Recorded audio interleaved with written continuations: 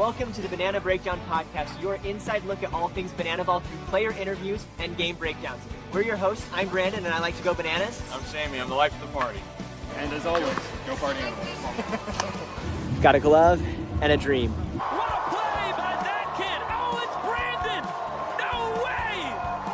From the Banana Ball Breakdown Podcast. He and his co-host Sammy have been podcasting since the first game of the 2025 World Tour. He catches a foul ball for an out in the final game. Poetic. You guys are outstanding.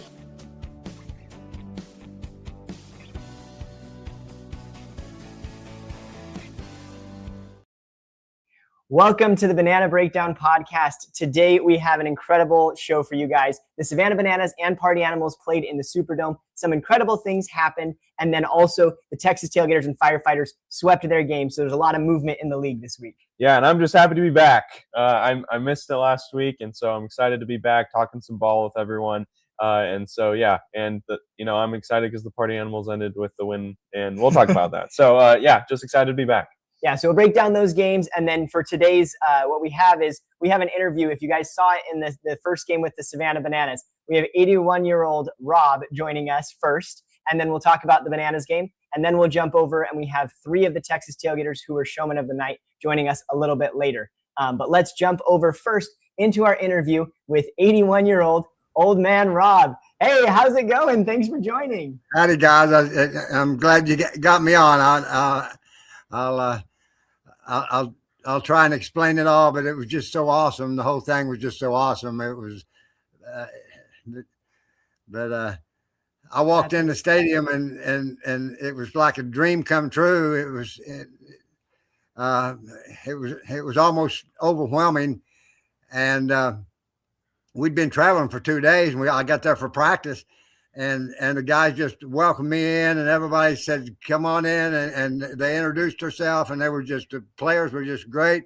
Coach came over and welcomed me in, and the assistant coach and the assistant coach was throwing hitting practice. And we'd been traveling for 2 days. I didn't get much sleep the night before, and I really wasn't on, but the guys were really good. And then Jesse came up and was talking to me for a little bit, and then he said, "I want to see you hit again." So he got me in the hitting cage, and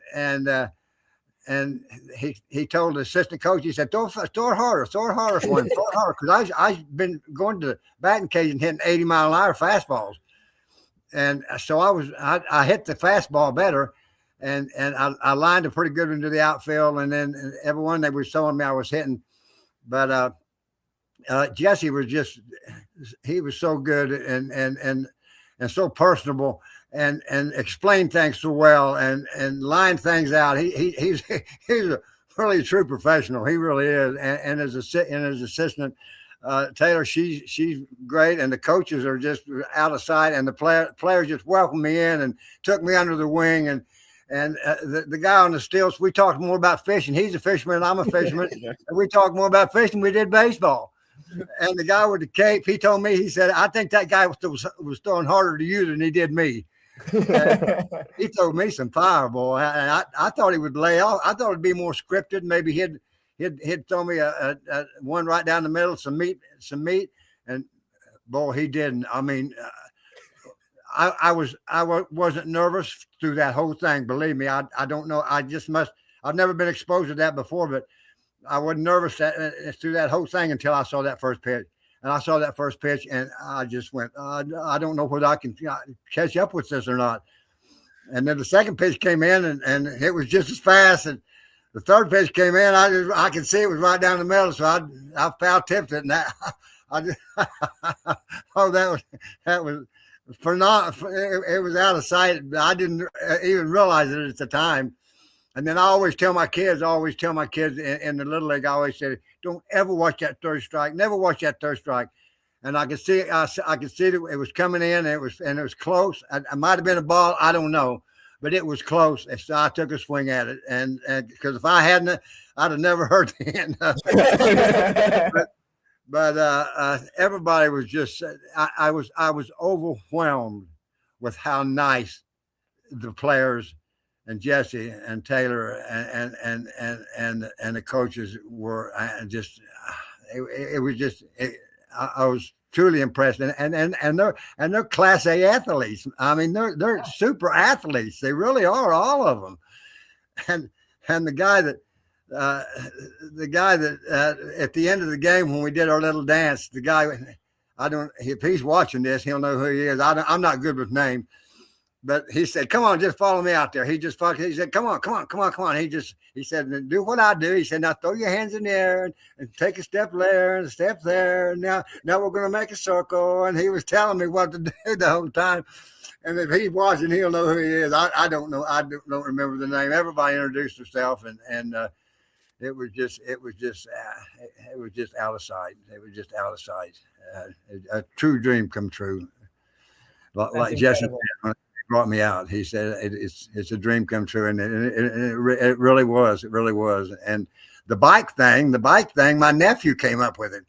I told him. I said, "I don't run very well. I can hit the ball good. I just don't run very well." And he said, "Get a bike." And I thought, man. So I got a scrapyard, and I got the bike out of my scrapyard and put a new shift cable on it.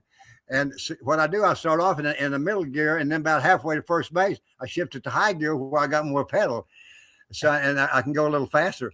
But it was the whole thing was just out of sight. And I don't know whether you want to see this or not, but the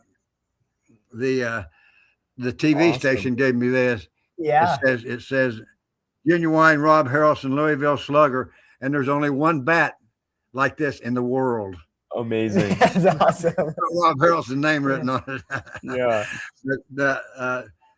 The Wilson Company gave me that and a batting machine for my little league team, and boy, they're gonna Sunday we got to practice Sunday at 4, and boy, they're gonna nice. They're gonna be some happy guys because they got mentioned on national TV. Yeah, my Gators team, little league team. But that's incredible. How did you get started with Little League, and how did that transition to this idea to even reach out to the Savannah Bananas? I've been coaching Little League for 32 years now in this town. Oh I started when my son was 10 years old. Now he's 42.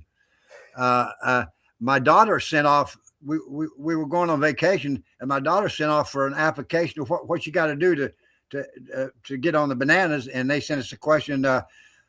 What can you bring to the team? How will fans remember you? What's your interest other than baseball? And she read them off, and I answered them. And we did a little skit of me riding the bike down to the ball field, and sent it in. And we went on vacation, and it just went crazy. It just went crazy. And then my friend Josh here, he's done all the legwork for me, and I don't even have the internet at my house. I got a flip phone. I don't even have a smartphone. Technology's leaving me behind, but I don't miss it. But that's how we got started. And then Jesse, I guess Jesse just saw the story and invited us down. And I sent him an email, and they responded back. So I was able to get through to Taylor, his assistant. That's the way to do it. yeah, it worked out. I figured the applications would be a lot of applications, so I called in, and they were able to patch me through to Taylor's email, and I sent her an email. And the next day, Jesse emailed back or texted back. That's so cool.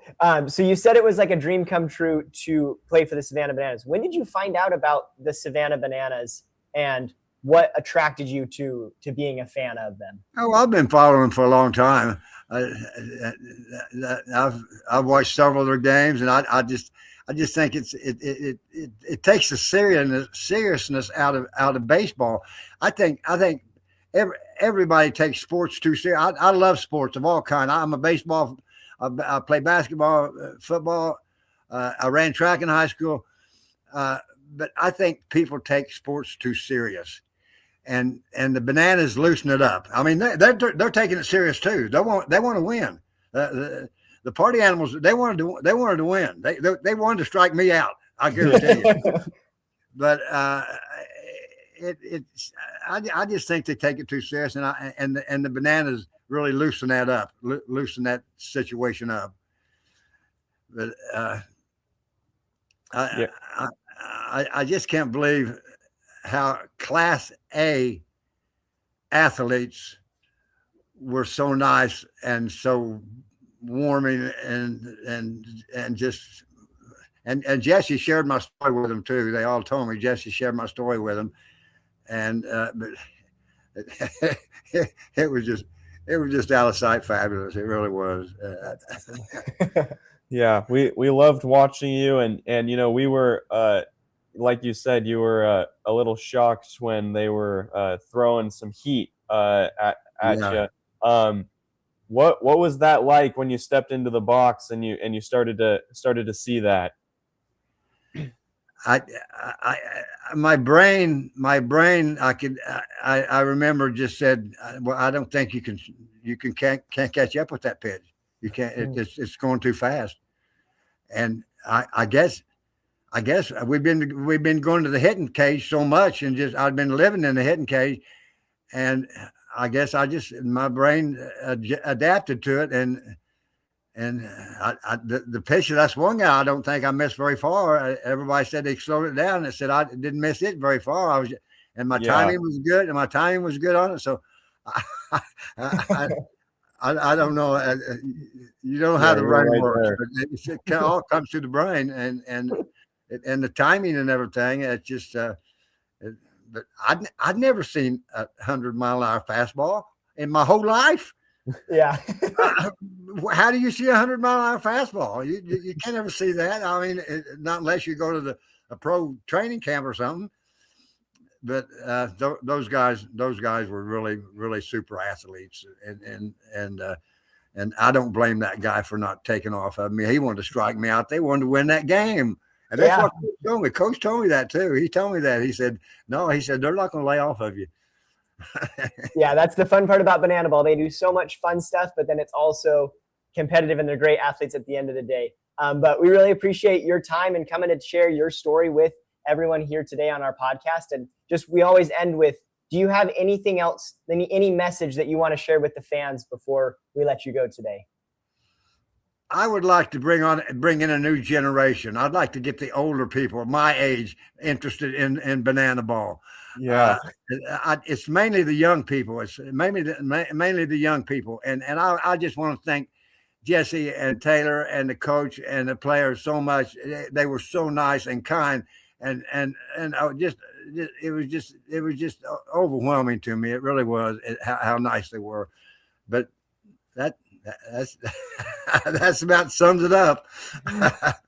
Awesome. Well, thank you so much, Rob. It was awesome seeing you play, and it was awesome getting to know you today, and wish you the best, and thank you again for taking some time to talk to us tonight. Thanks a lot, guys. I really appreciate it.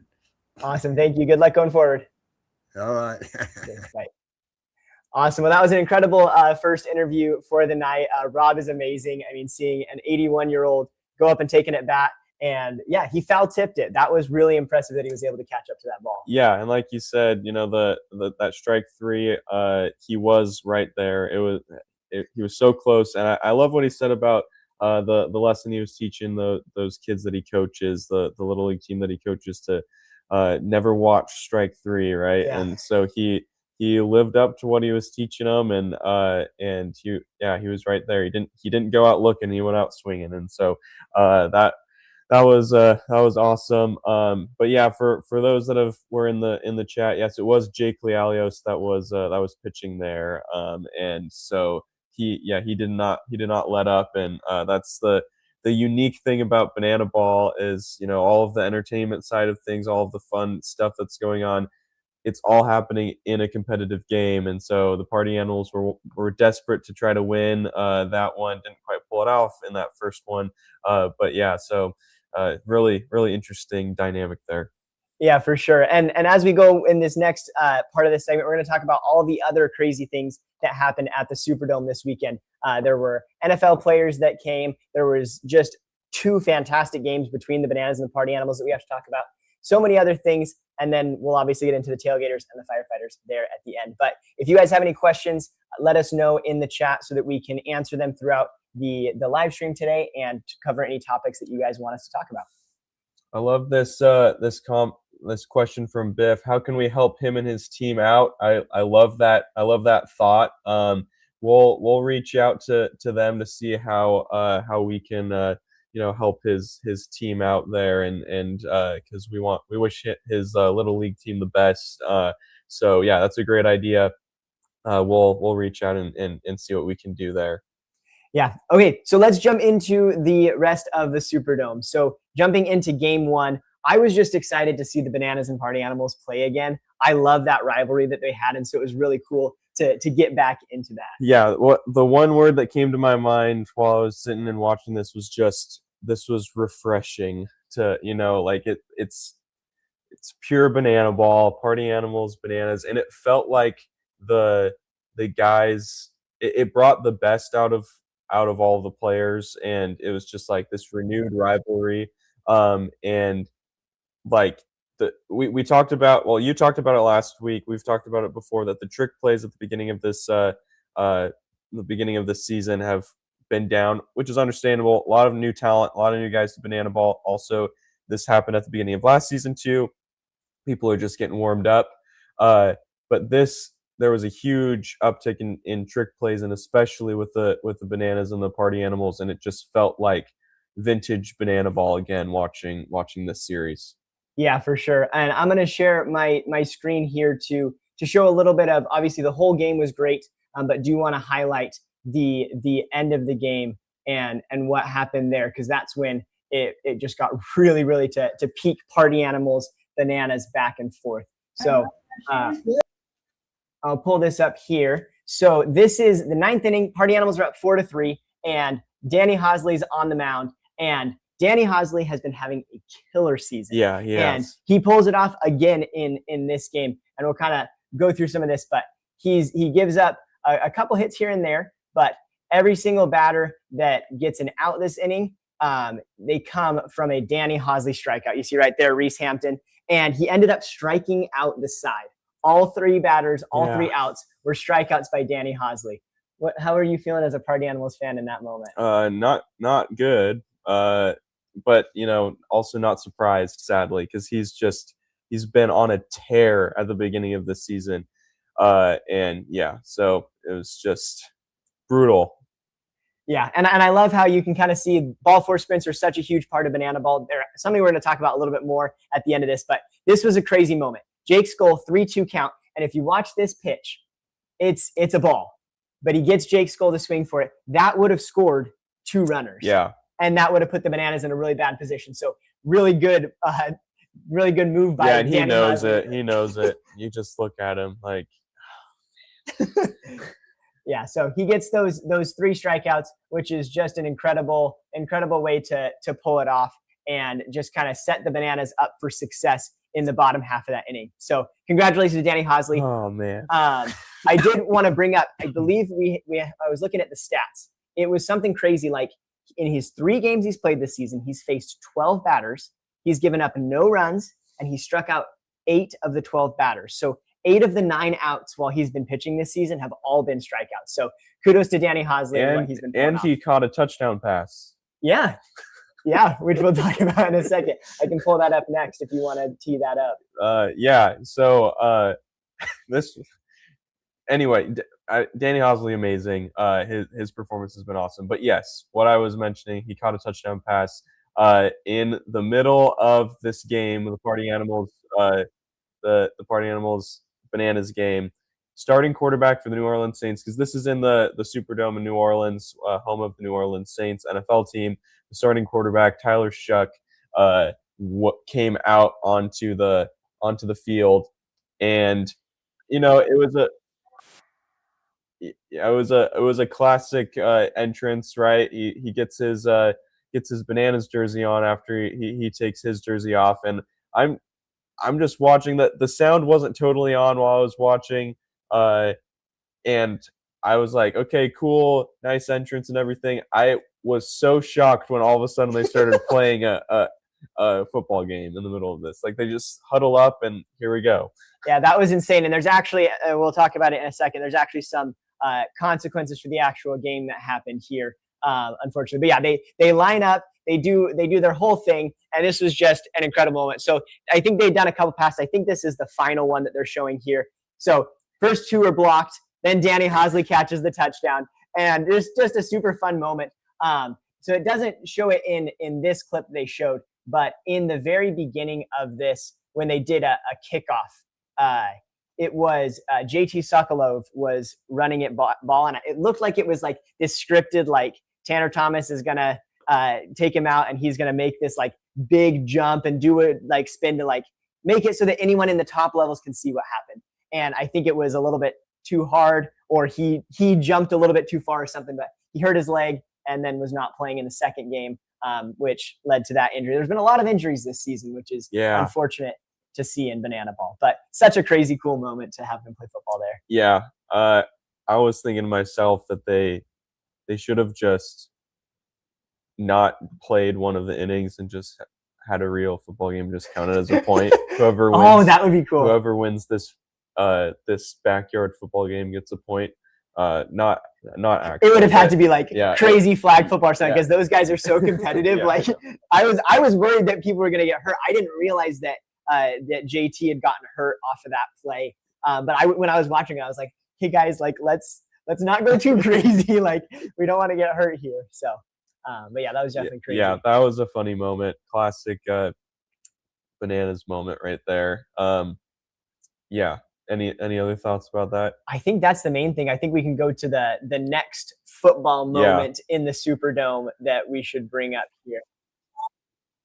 Yeah. So, of course, I'm sure some fans that watched that's a great pause right there with Jesse. That watched the first game may have been a little disappointed that they didn't get to see Drew Brees, but he came out in the second game.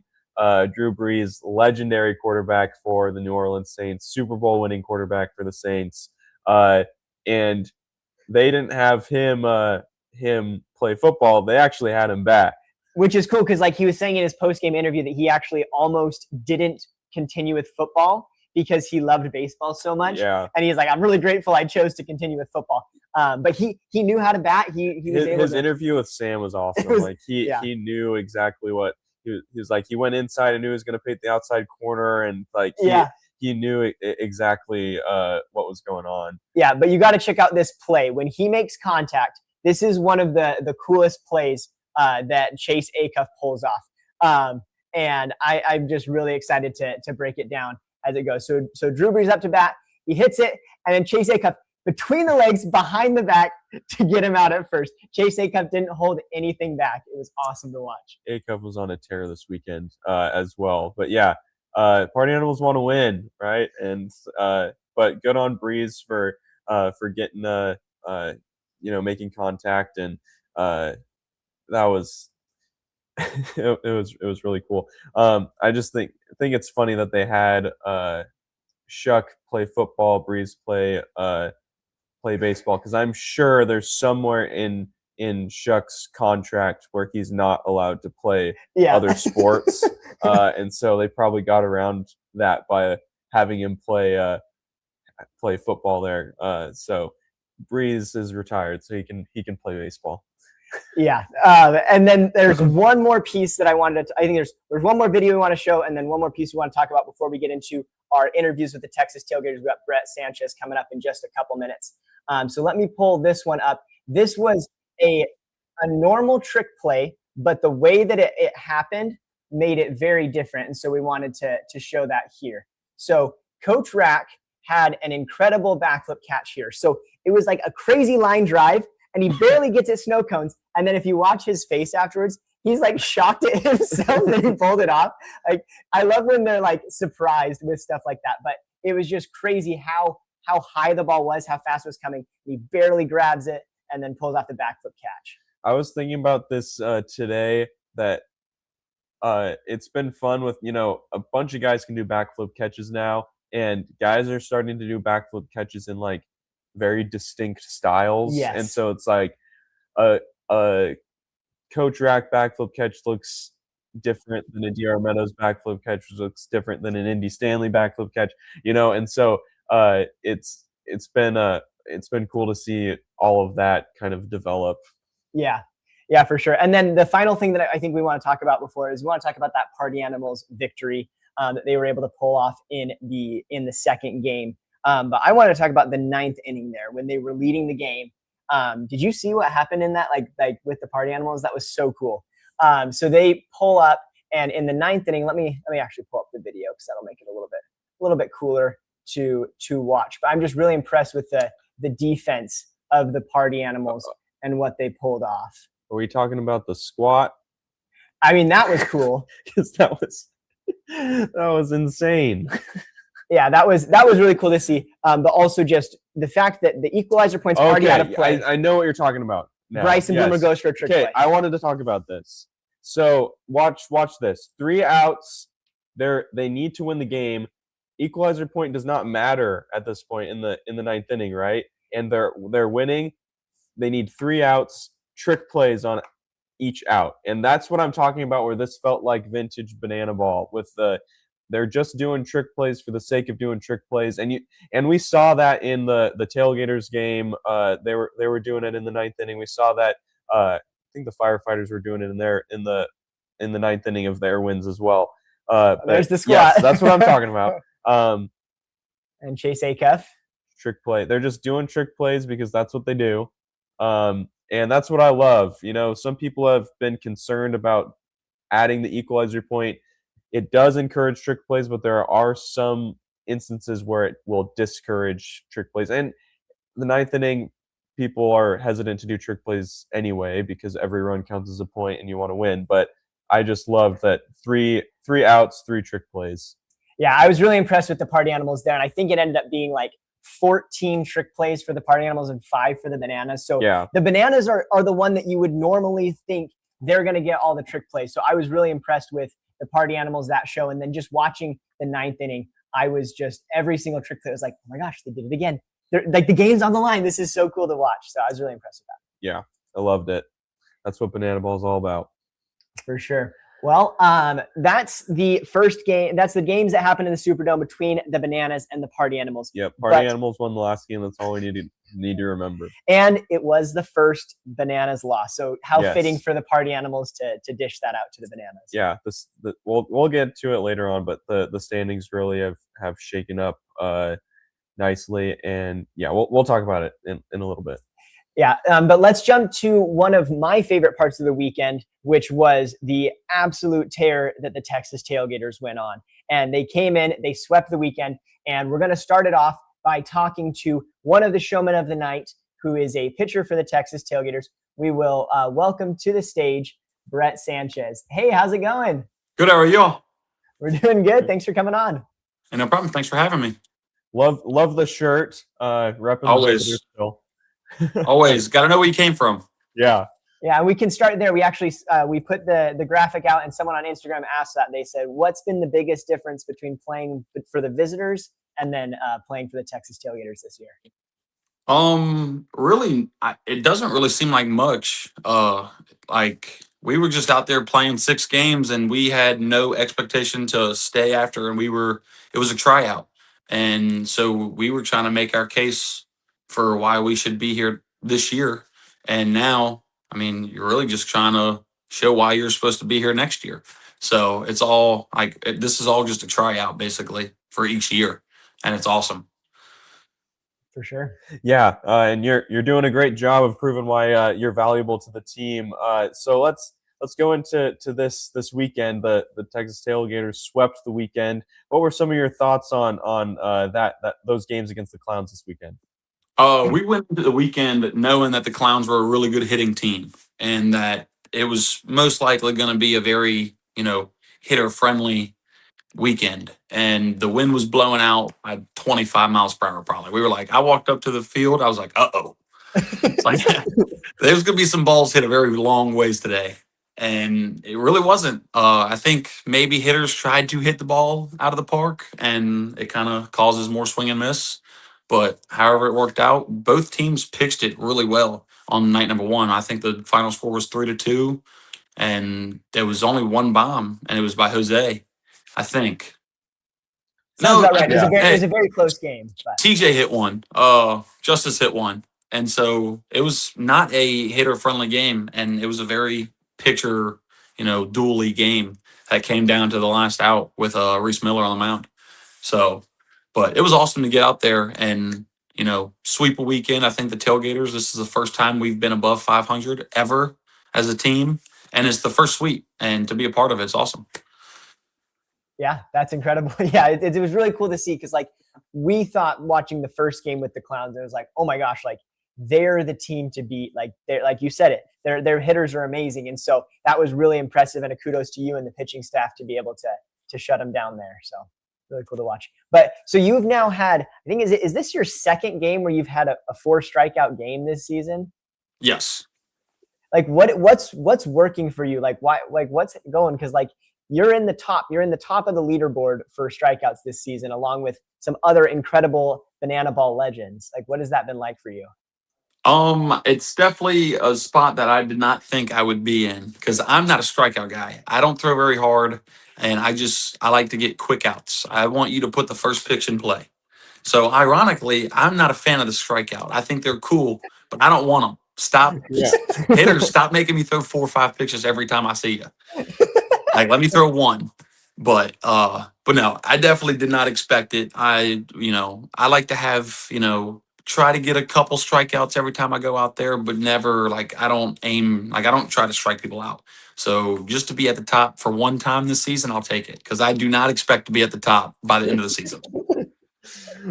It's so cool. And is that is that the way you've always played, or is that coming into banana ball with minutes per inning and working fast? Is it more banana ball, or is that just how you've always played baseball?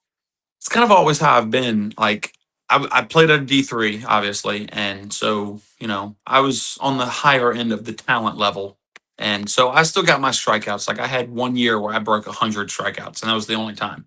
But other than that, like I've always been kind of a 1 strikeout per inning type of guy, and obviously I could go get my strikeout when I need to, but I don't like to. So, and in banana ball, you have times where you need to go get a strikeout a little bit more. So hopefully, the strikeouts still continue to come in times that they're needed, just not all the time. Yeah, totally makes sense there. So we wanted to break down some of your top moments over the weekend. First, we wanted to talk about your first strikeout and the celebration that went with it. Brandon's gonna pull it up here, and yeah, we're gonna throw it up on the screen as soon as he gets to it. This is the fun of doing live. He's trying to find it right now. Thought I had it, and then I went to the bull race instead. Yeah. So. We'll throw it on the screen and just want you to kind of break down this moment for us. Sorry again. That's all right. There we go. Okay, I found it. So let's pull this up here and add it to the stage. There we go. Okay, so this is your first strikeout. You said that there was a celebration that you guys pulled off. Can you break down this moment for us? This actually isn't the first one. This was the donut this batter. Is the donut? Yeah, okay. This is the donut batter. But I mean, I could still, this is still a fun one.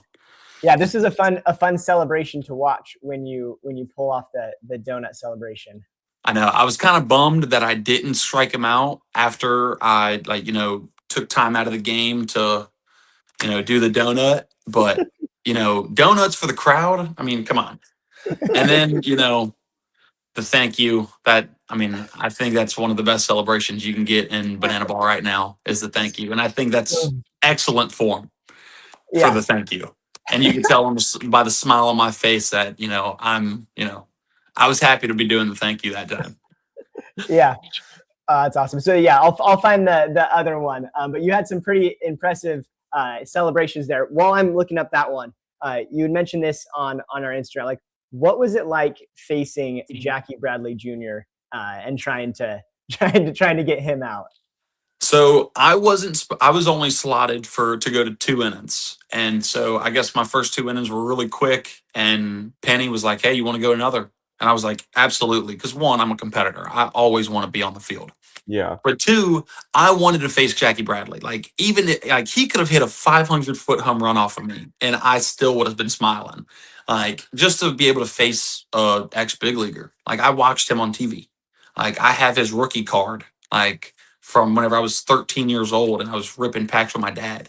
Like so, it was awesome to one just face him. It's awesome to be in the locker room with him, and then I get to face him, and then I get to strike him out first time ever facing him, like that was unbelievable. Like that outside of the first strikeout of the game, like in that moment, just because I've been talking about it all week doing it, and then first AB it happened. That was probably like the highlight of my year, highlight of my baseball career. Just and I mean it sucks because like you never want to like be so happy you struck somebody out, but to be his first banana ball strikeout, it was pretty cool.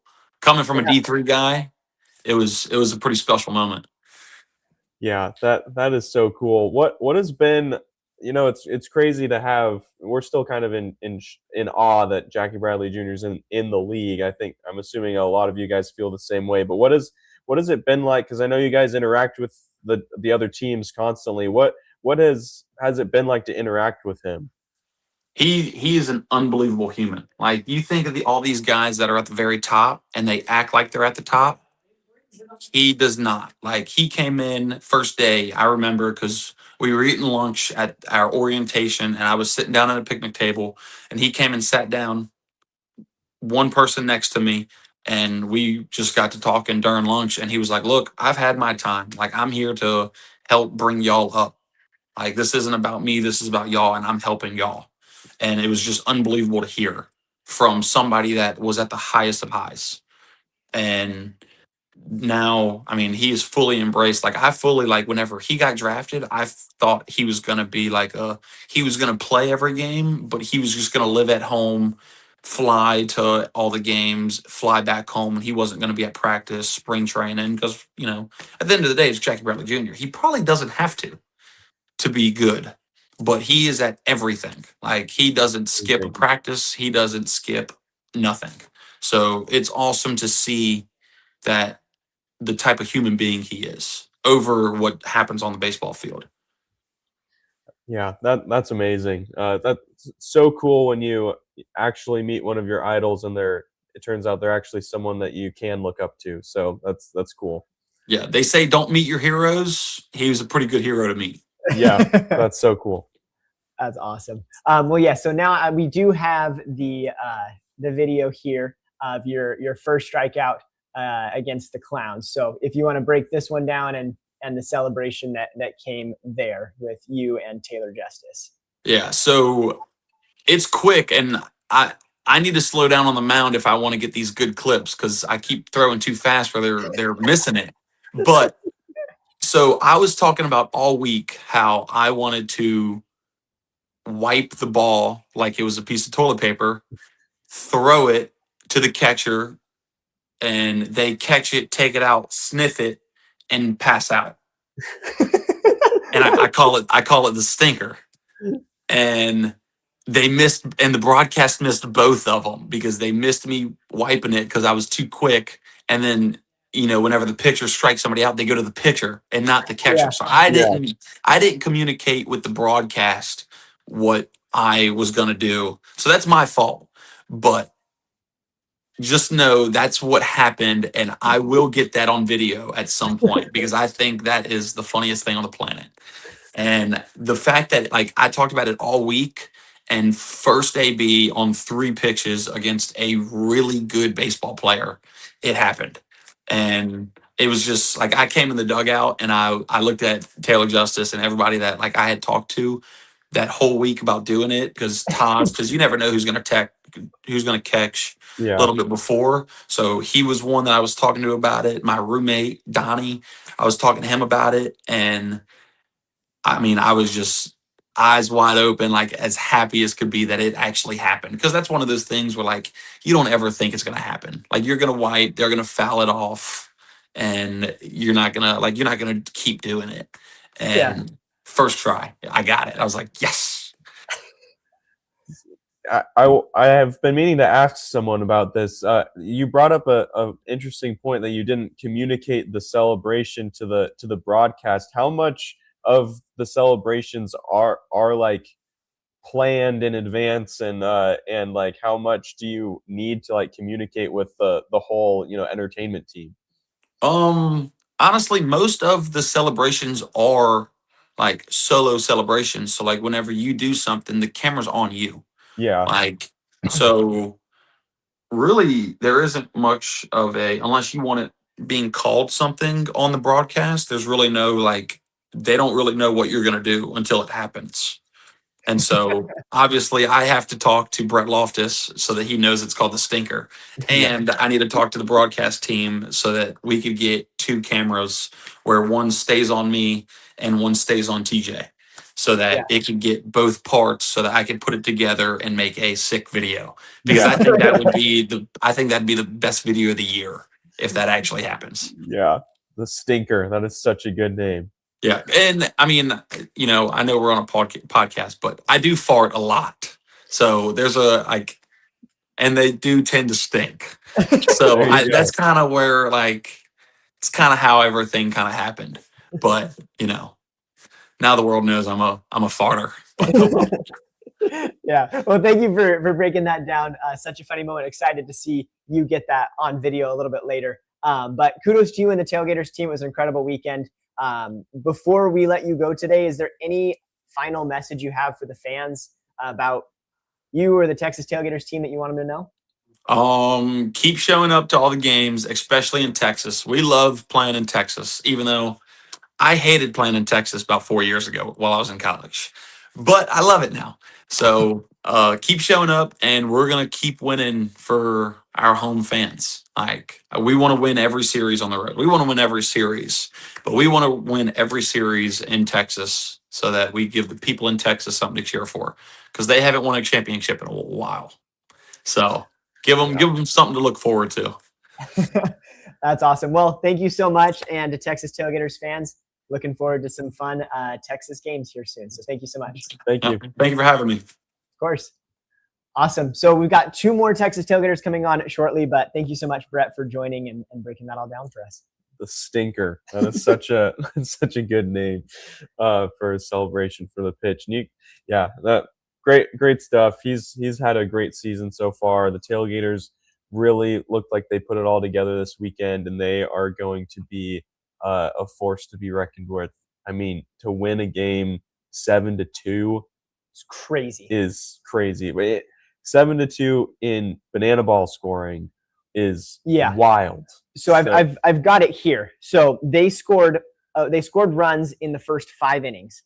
They scored 4, then 1, then 3, then 2, then 3. Those first 5 innings of the second game were absolutely dominant by the Tailgaters. And then there were 3 innings total that they didn't score any runs. And then 1 more inning later, they scored another 3 runs. So they scored all of those points. They got 6 points from just beating the Clowns in the runs category. And they also got the equalizer point, which gave them that 7th run. Yeah. It was a crazy, crazy game for them. That was 16 runs in that game too. Yeah. And crazy stuff. They played amazing. They looked really, really good. And I mean the trick plays were there. They won the equalizer point in that game. It just seemed like every single time anyone was touching the ball, they were getting ready to do a trick play, especially every time Sunshine Looters touched the ball. It was a trick play. It was a trick play. Awesome stuff. I'm excited to see. So I wanted to bring this up because I don't know if you wanted to talk about it yet or not, but I was thinking about it, how we made some predictions at the beginning of the season, and then I made some I overreacted after the first series, and now when you throw up the standings, it looks pretty similar to what the prediction was. Obviously, the Party Animals are not in front; the Bananas are. But we predicted that the Coconuts and the Clowns were going to get off to a slow start and then start to warm up, but they got off to a really hot start that first weekend. And then now the standings kind of look like how I assumed they would look this far into it. with the Clowns and the Coconuts down at the bottom and or tied, and yeah, there we go. And anyway, I just want to say I knew I was overreacting at the time, but I still overreacted when I was like, holy cow, maybe the Clowns and the Coconuts are going to run away with this thing. But it's so close, so competitive. The talent is so the Bananas got their first loss of the season, but they're still only one game ahead. And so Yeah. even though they had that, they were up, 4 wins, 0 losses, with how we're not super far into the season and the games have been so close, they only have a 1-game lead. So it's anyone's game right now. Yeah, so it's super exciting to see the standings shifted a lot. But this is going to be, I think this weekend, in my opinion, is going to be one of the most impactful for the Banana Ball Open standings. This is going to be a huge one where if the Bananas, Party Animals, Tailgaters, if they can get 2 wins, they're putting themselves in a really good spot. But if like the Clowns and the Firefighters, Coconuts can get a lot of those wins, it'll be right back even again. So this is one where we're going to see them pull away, and that makes me excited to see the fact that we're looking forward to the Banana Ball Open and how much these first 11 games matter. Yeah, I know the standings can shift so quickly. Like the Firefighters hadn't won a game yet, and everyone was a little concerned. Yeah, and then you go and sweep the Coconuts, and you've taken, and the Clowns are now in last, and so it's just these games are really really important heading into the Banana Ball Open to see who can play in that, and then that'll lead to who gets a guaranteed playoff spot. So we're excited to monitor that as it gets closer. Yeah, definitely a big shift going into this next weekend. But yeah, so impressive plays by the Texas Tailgaters this weekend. Really, really excited to see what they pulled off. And I do have a question in the comment that we want to get to before we get to our next interview. Budorowski says, do we know what the tiebreakers are for the rankings going into the Open? Teams will definitely be tied with only 11 games. Yes. So Drake Toll said that the official tiebreaker, he answered this in the Banana Ball K Club group. He said the official tiebreaker is the games against that specific team. So in the standings for this week, technically, we put up, I'll share the screen again. We put up that the Coconuts were first. Just you have to put one of them above. We were saying that they were basically tied. But the official rankings would be that the Firefighters are above the Coconuts because they've won 2 games against the Coconuts, who've won 1 game against them. So that's the head-to-head tiebreaker would be the first tiebreaker. Yeah, and then did he say other? I missed this. So did he say the other tiebreakers, or is that? That's the tiebreaker? Okay, because there could be, like, if there's a 3-way tie or something, they would need to do additional tiebreakers. Oh yeah.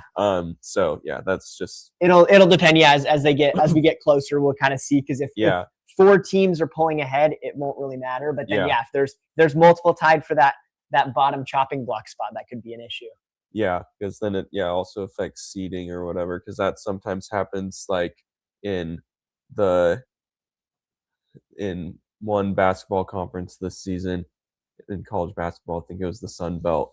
There was a 7-way tie for for second place, and so that impacted the seeding of the conference tournament. And so whatever those tiebreakers ended up, someone ended up being the 2nd seed and someone was the 7th, and that's a huge difference because or the 8th, because there's 7-way tie for second.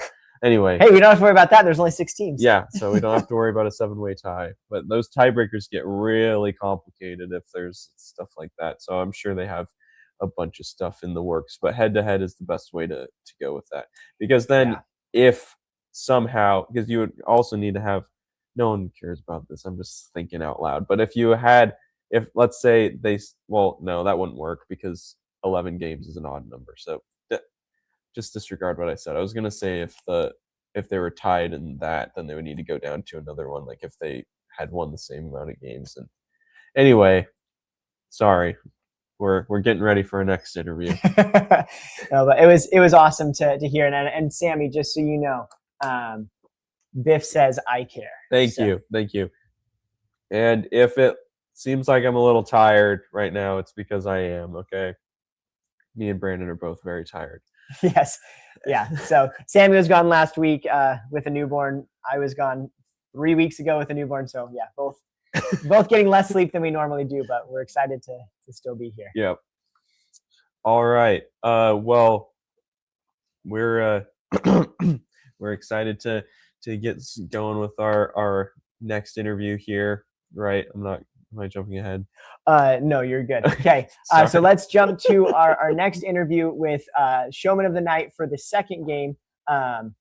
And we have Jordan Hussein.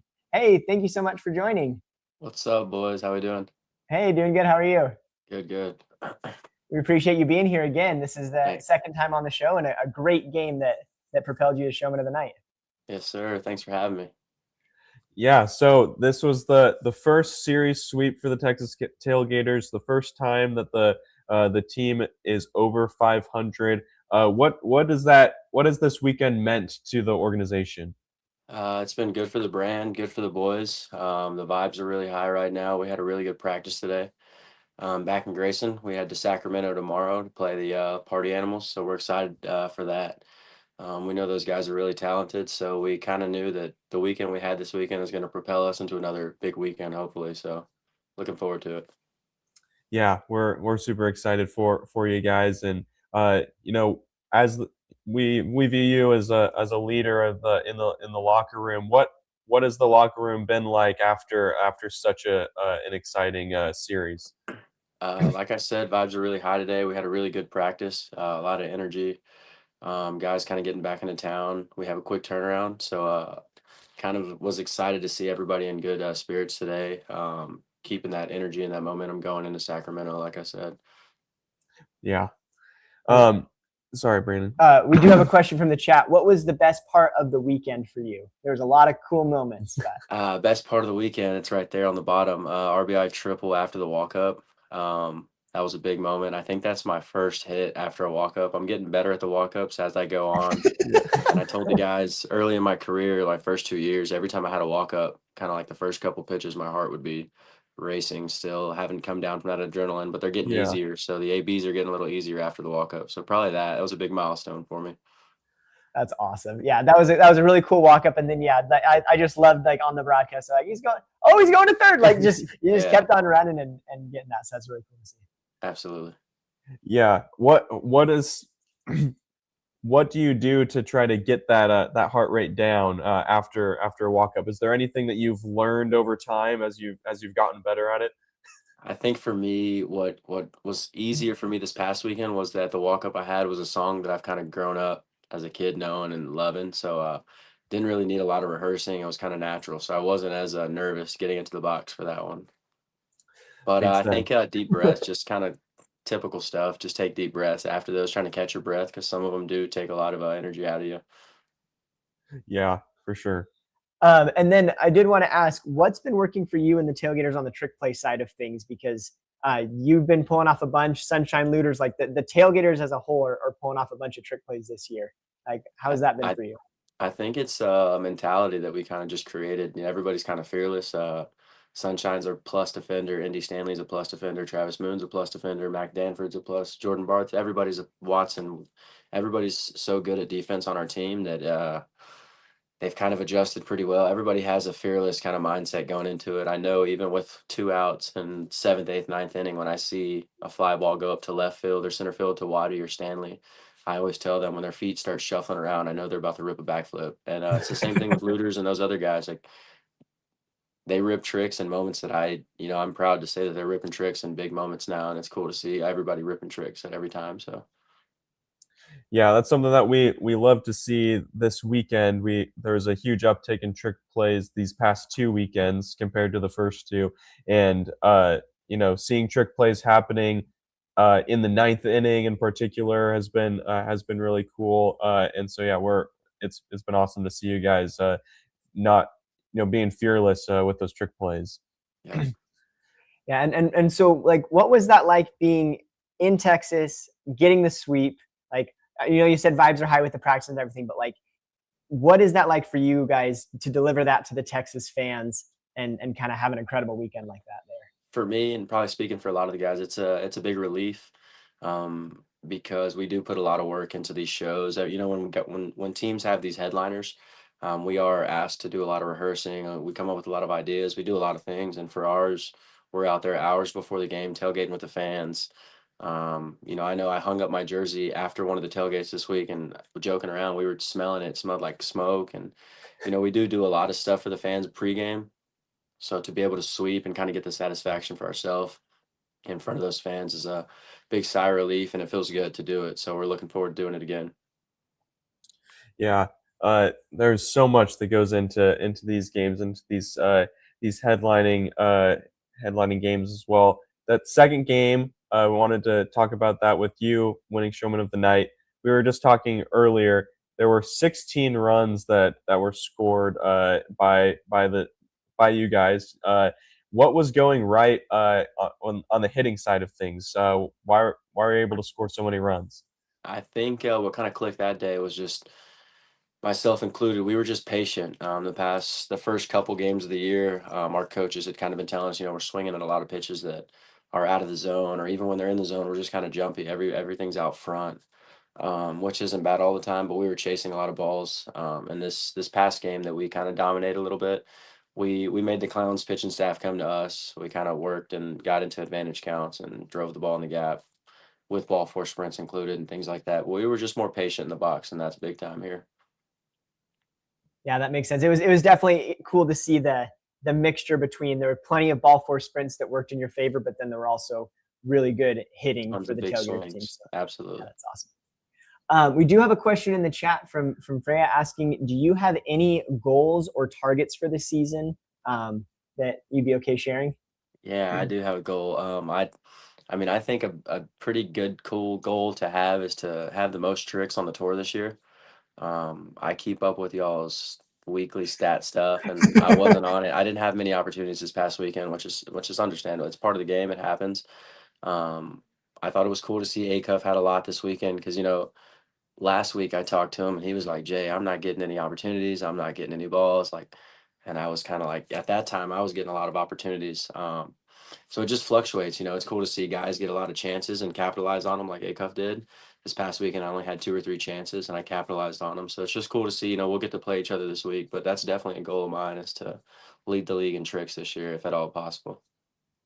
Yeah, it's fun. I mean, you were the leader of the week prior, and it's cool to see you ripping them when you can. But that's a really good, interesting take of there's more teams now, there's more players, and so it's now you've got a little bit more of that variance of how many opportunities do you realize. Even just in my position alone, the shortstop position. I mean, there's really good shortstops. We got Lede, Chatinier, A-Cuff, Cox. We got all these guys on all these teams, and it's going to be really fun. It's going to be cool to see what the totals get up to at the end of the year. Yeah, it's been crazy to see even the outfielders are getting really into it as well with the backflip catches and everything. DR Meadows has been historically has been getting a lot of trick plays for an outfielder, but Jake Skoll, Indy Stanley, all these guys are getting really into it, and it's been awesome. Oh yeah. Yeah. So another question we've got here from Biff. He's going along with trick plays. Are there any extra incentives other than cultural pressure to perform the extra trick plays? Like in the 9th inning when the equalizer point doesn't matter. Yeah.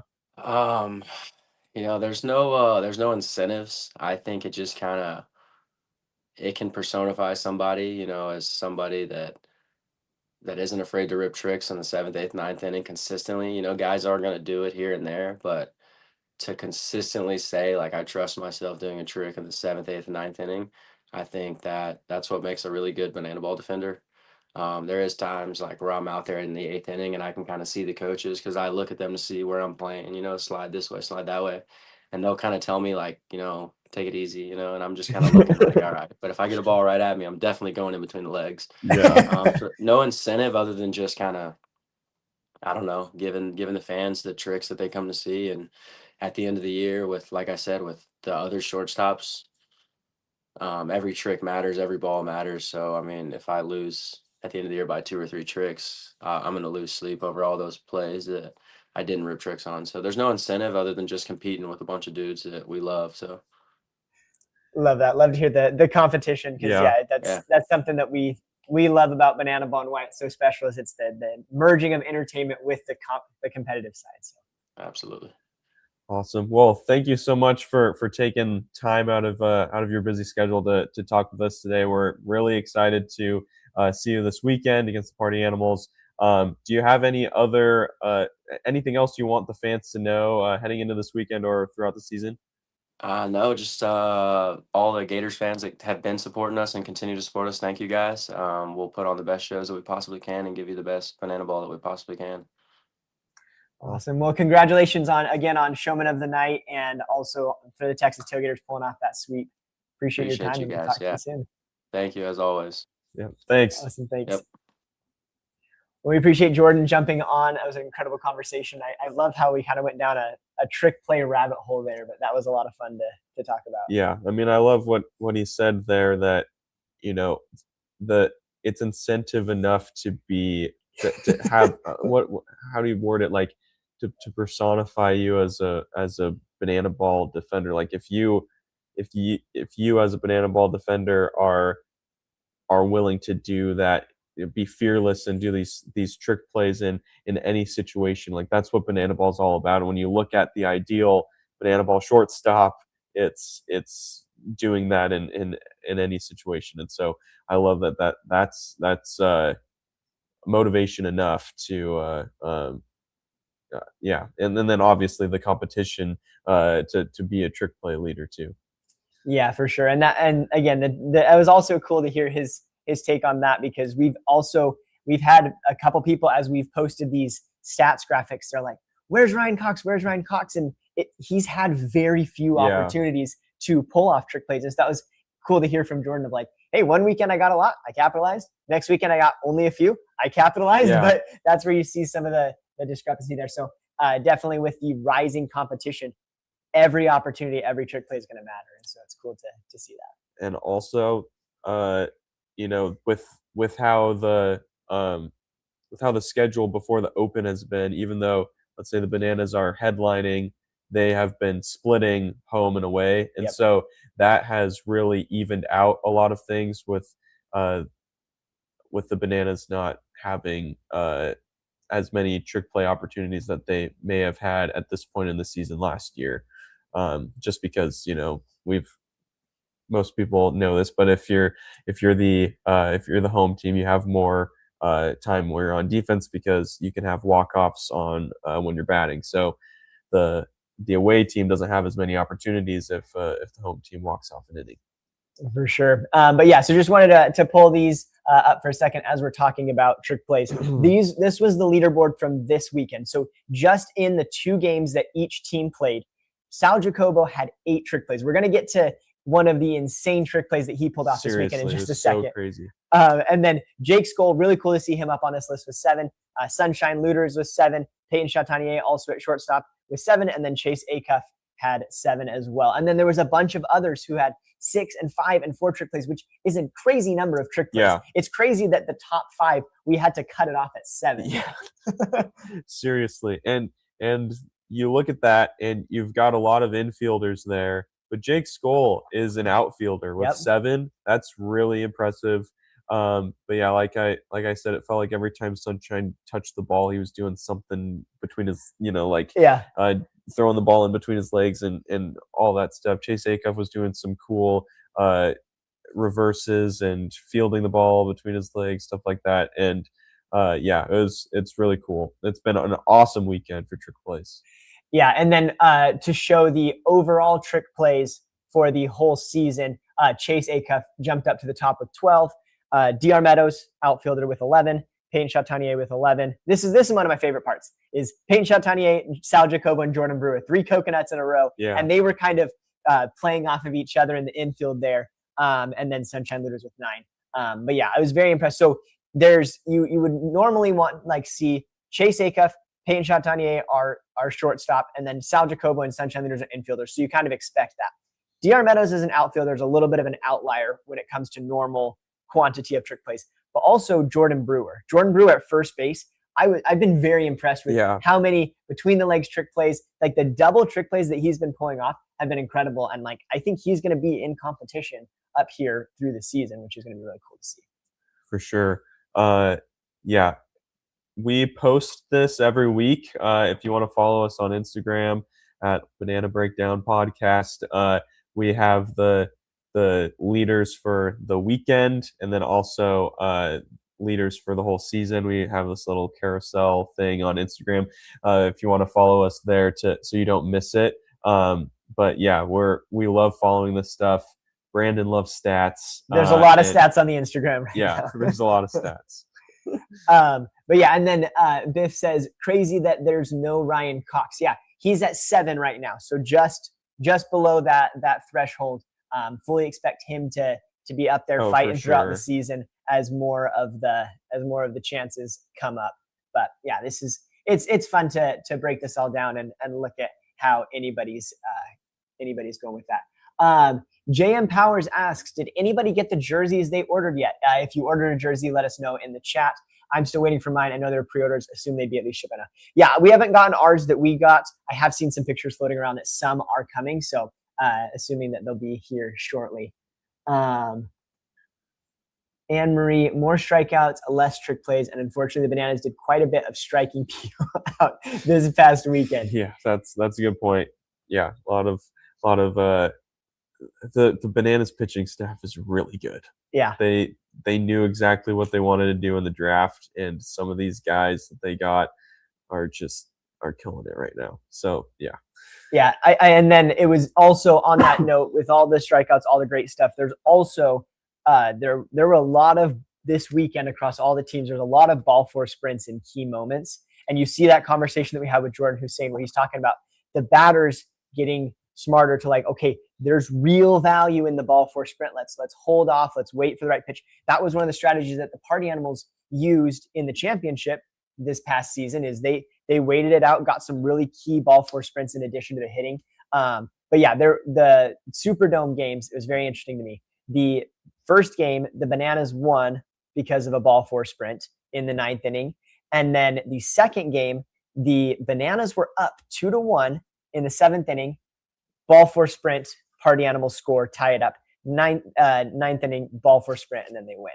So or 8th inning. But so it was like 2 innings in a row, ball four sprint. So the ball four sprint is a key part of Banana Ball. It's really, really affecting these games. And so it's interesting to see when the batters can hold out and what they can do there. The ball four sprint quickly became one of my favorite rules of Banana Ball because obviously you have to values throwing the ball over the plate as much as possible, so that leads to more hits. But also, like there's no advantage to a walk at all. Like that. So if you have a runner at second and if you throw a ball four sprint, that's a run that comes in. And so anyway, it's cool. Can you guys tell I'm tired? I'm sorry. I need to boost the energy. Oh man, it's been a crazy week. Yeah. Well, but we're excited for this week and everything. Let us know if there's any other conversations that we missed from this weekend to make sure that we cover before we end today. Let's jump into the Firefighters Coconuts matchup. So this was a big one. And I was actually really impressed with how close these games were. So to jump back, first game of the season. Let's answer this question really quick. Go for it. Christina I love this Stevens, question. Where is the cursor? How did you have so many monitors going on? Christina Stevens, do you think the switching of the home and away team will continue throughout the season? Do you think it should? So from what we know, this is only happening until the Banana Ball Open, because to make it fair, because these first few games, these first 11 games, go into the seeding of the Banana Ball Open, and the top 4 teams for these first 11 games get to play in the Banana Ball Open, with the winner getting a playoff spot. And so to make it even, instead of having a team have a bunch of home games and no away games, they have them split.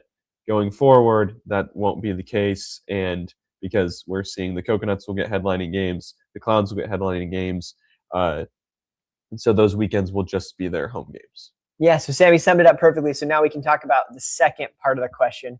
Should they keep splitting it?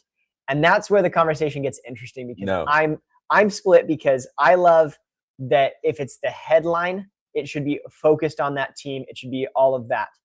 But also, I really like the aspect of each team getting a home and away game in a series to kind of even out that matchup.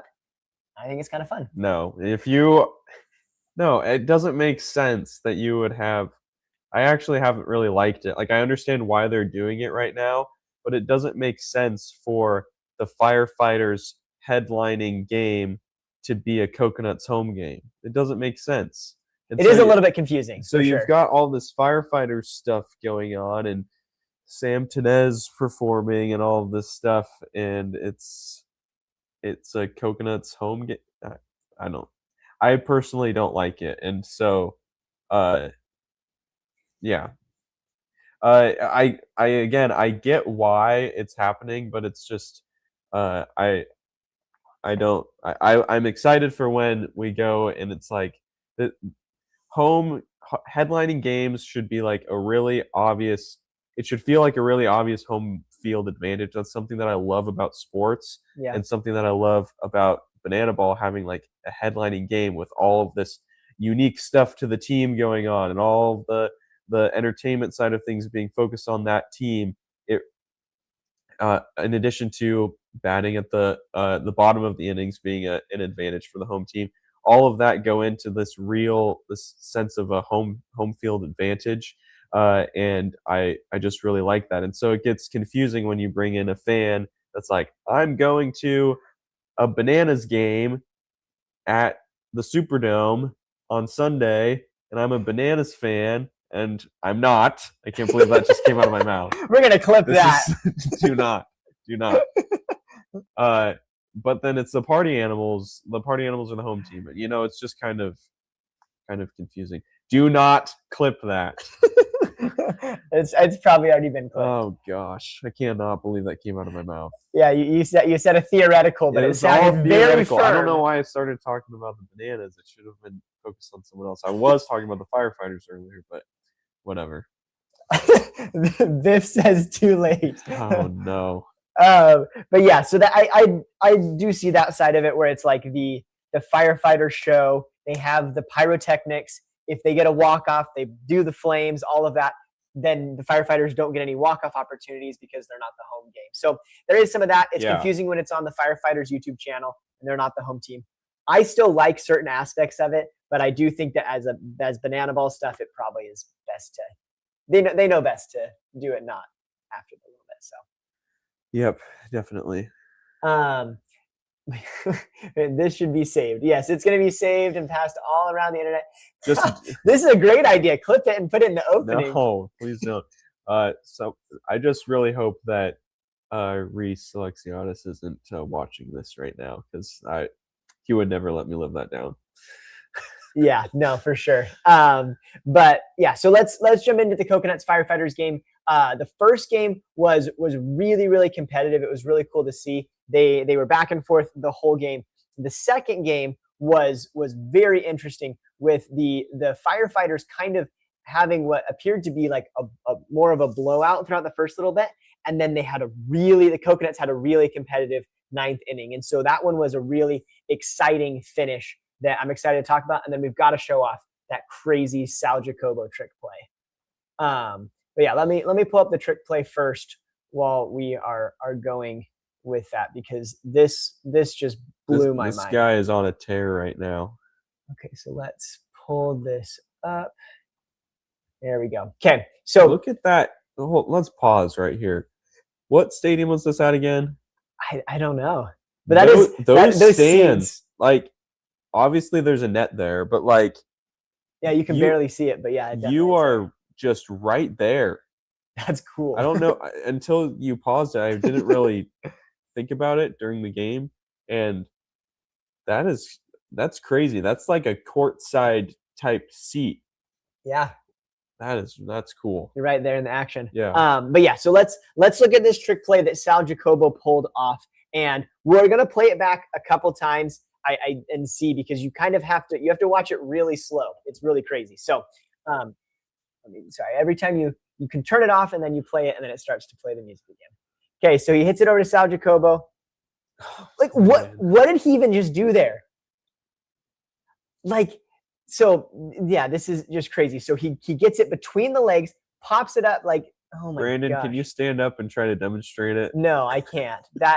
This was just the most mind-blowing trick play. And I think this is a different one than I was thinking of.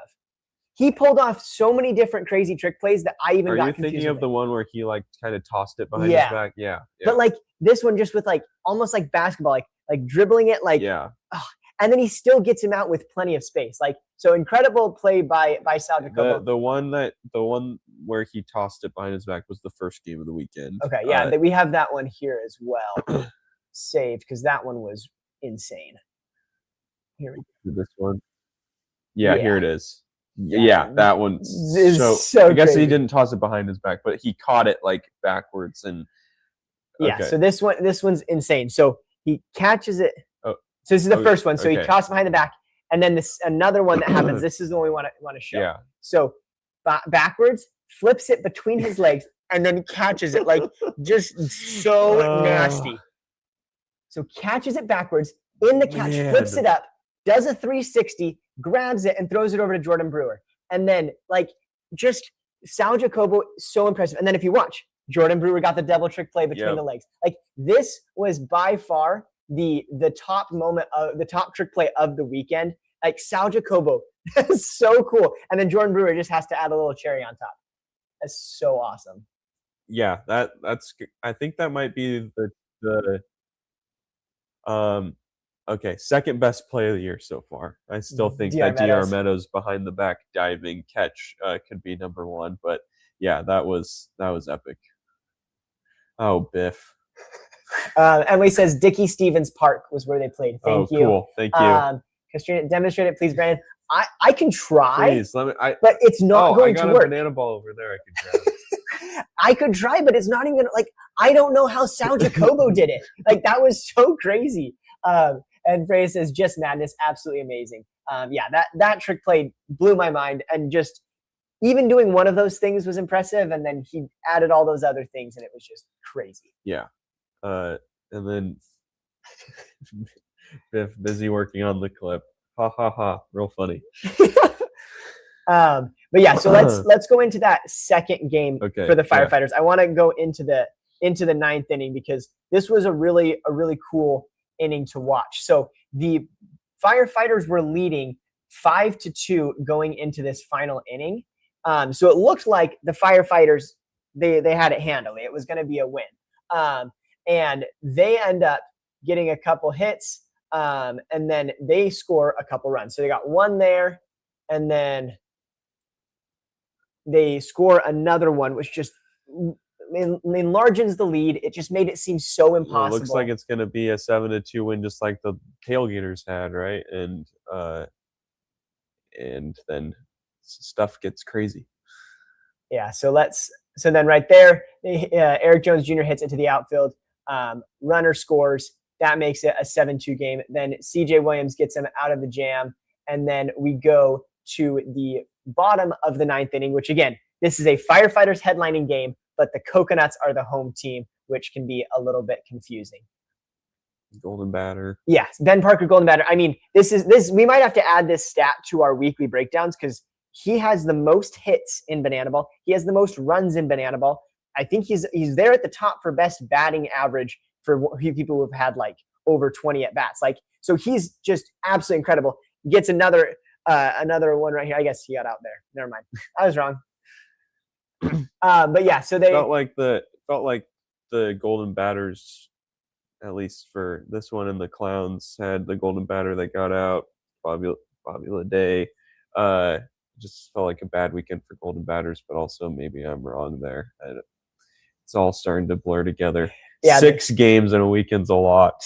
Yeah, it's fun. It's fun to watch, but it's hard to keep everything straight when we're doing a breakdown. We appreciate your guys' patience with that. And then one of the comments says it's just the beginning of the season. Okay, watching it back now, I didn't realize that they already had 2 outs. This makes it even crazier. This would have been like the comeback the craziest of the season. 2-out rally ever. Yeah. So 2 outs. Oh, that's what I was getting confused. I swear Ben Parker got a hit in the ninth inning. So Ben Parker's the Golden Batter, got out, comes back as the Golden Batter, Not as the golden batter. Not as the golden batter. Works a Ball ball four four sprint. Again, these ball four sprints are crazy impactful. And I think, so they score a run. That's their first run of the inning. Runners on first and third.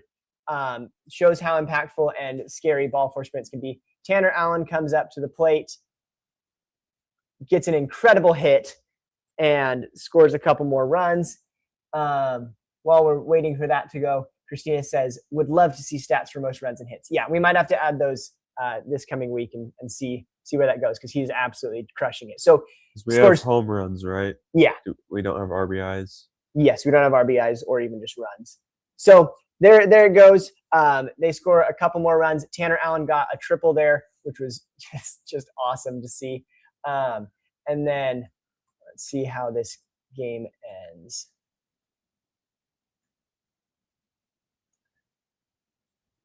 Oh, that was a very funny moment with Dalton Cornette running into him. Yeah, what happened there? Oh. Yeah, that was funny. Oh, that's awesome. But yeah, Ben Dunn, an incredible pitcher, had a little bit of a rough outing this time, which just again goes to show the competitive increase that we're seeing this season. That some of that's going on. So another ball four sprint here to Jordan Brewer. That scores the fourth run of the inning for the Coconuts. Gets it to 7-6. Gets it to be a really, really close game. Not sure how it's all going to end. And then from there, Ben Dunn is able to close the door, and they're able to win the game, end it off.